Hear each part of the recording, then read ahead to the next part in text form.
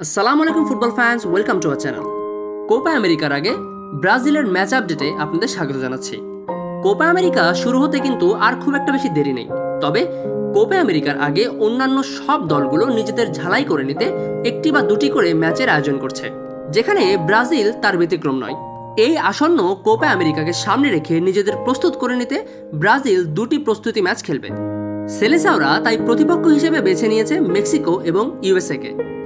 Brazil প্রথম প্রস্তুতি ম্যাচে মাঠে নামবে 8 জুন, যেখানে ব্রাজিলের প্রতিপক্ষ মেক্সিকো। আমেরিকার কাইরফিল্ড স্টেডিয়ামে কিন্তু অনুষ্ঠিত হবে এই ম্যাচ। বাংলাদেশ সময় সকাল 6টায় মুখোমুখি হবে এই দু দল।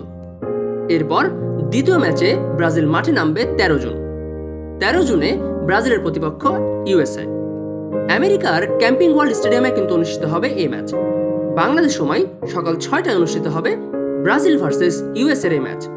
সো গাইস, নেইমারবিহীন ব্রাজিলের প্রস্তুতি ম্যাচগুলো দেখার আমন্ত্রণ জানাচ্ছি। তাই ম্যাচগুলো দেখার জন্য চোখ রাখুন টিভির পর্দায়।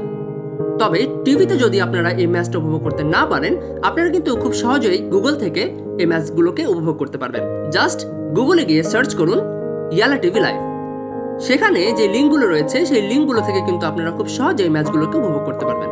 সো গাইস, আপনাদের আরও একবার জানিয়ে দিচ্ছি, ব্রাজিলের এই ম্যাচগুলো দেখার জন্য কিন্তু অবশ্যই আপনাদেরকে চোখ রাখতে হবে 8 জুন এবং 13 জুন।